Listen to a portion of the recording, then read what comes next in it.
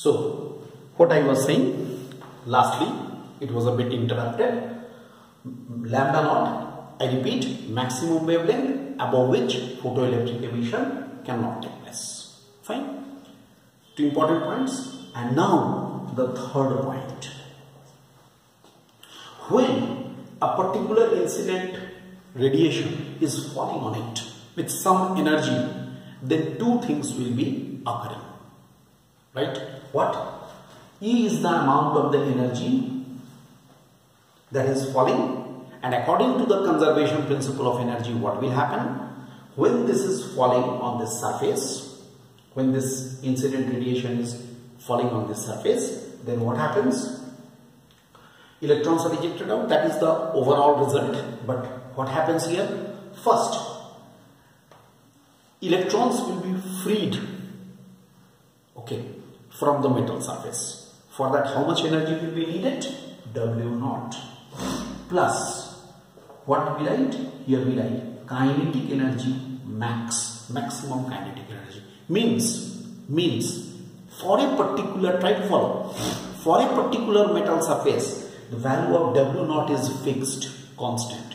Remaining whatever energy is there, that is used in increasing the kinetic energy.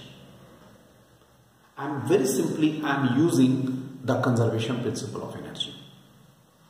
According to conservation principle of energy, the total energy which is falling with the incident radiation on this metal surface, it can be taken in two parts. First part is W naught, that is used as the photoelectric work function, due to which electrons will become free, and these free electrons will move with some kinetic energy. How much kinetic energy? I will write kinetic energy maximum, because whatever remaining W naught is fixed for a particular metal, for a particular substance. So whatever remaining energy will be there, that will be used in increasing the kinetic energy. So how it will be written? H nu is equal to H nu naught plus half mv max square. Look, mass of the electron is fixed, speed of the electron, velocity of the electron, maximum square. Or we can write half mv max square is equal to h nu minus h nu naught. I write it as equation 1. First equation. And in the second step, I can also write it h c by lambda minus h c by lambda naught.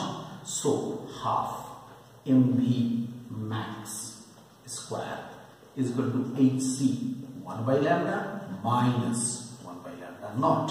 I write this equation 2. Look, equation 1 and equation 2, two equations. These equations 1 and 2 are known as Einstein's equations. Alright, these two equations may be called Einstein's equations. Very important outcome. It's a mathematical relationship we are getting. Till now we were discussing physical, just theoretical relationship. Now the mathematical relationship.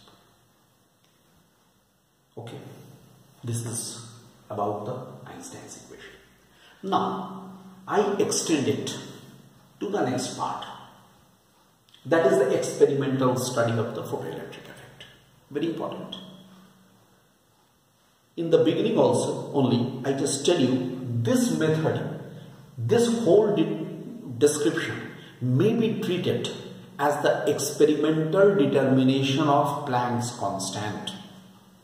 Although Planck's constant is a constant quantity, but experimental determination of Planck's constant, for that also you can use this whole thing, the whole description.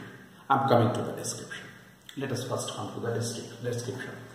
This is a hard glass tube. This hard glass tube is here. It is having a quartz window. This is a quartz window. Look. And it is provided with two electrodes. One is the cathode C, another is the anode A. One is the cathode C and another is the anode A. What is cathode C? It is obviously kept at the negative potential C. It is connected to the negative potential with the help of a potential divider, right? A potential difference is applied across these two. It is always kept at the negative potential here. Normally it is kept at the positive potential or at a higher potential than C. C is the cathode, okay, and it is made up of a photosensitive material. You can note down, C is the cathode made up of a photosensitive material like sodium, potassium, cesium, etc. And A is the anode. A is the anode, okay, which is also known as a collector. It is called a collector. Collector of what? Collector of electrons. It is collecting the electrons. It is then connected to a microammeter. Here is a voltmeter. Here is a potential divider. This is the high tension battery. Okay, negative terminal, positive terminal. But with the help of this potential divider system, one thing we can do. This cathode is always kept at the negative potential, always. But the potential of the anode can be changed. I repeat, C is always kept at the negative potential. So C, cathode is always kept at the negative potential, but the anode, potential of the anode can be changed. It can be changed. I think all the components of this experimental setup, I think it is clear to all of you. Followed? This is the experimental setup. What happens? Through this quartz window, normally ultraviolet radiations are allowed to fall on the cathode. Cathode is what? Cathode is made up of the photosensitive material. It is connected to the negative terminal, so there is the excess number of electrons. When this ultraviolet radiations are falling on it, then what happens? Ultraviolet radiations have very high frequency, very low wavelength, high frequency. What it will do? It will emit the electron like this. Electrons are emitted from the cathode, and it will be moving towards the anode. Then what happens? When the electrons will be moving from cathode to anode, right, the current will be flowing from anode to cathode. That current is called photoelectric current. Okay, because this electrons are moving from cathode to anode, so current will be flowing from anode to cathode. And what happens here? In this case we can draw a graph of anode potential versus the photoelectric current versus the anode potential. Photoelectric current, okay, photoelectric current versus the anode potential. I can write it like this. If I draw a graph,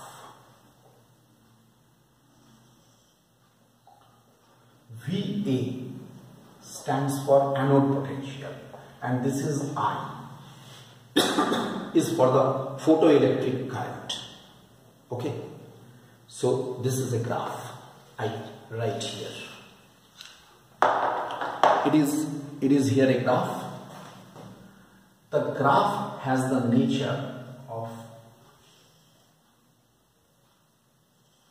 this type. See the nature of the graph. Here, graph of photoelectric current. versus anode potential. What does this graph indicate? This graph indicates, see, the anode potential, if it is positive, it is made more and more positive. It is going on increasing and increasing, and it becomes almost saturation. Here, ऐसा हो जाएगा ये saturation.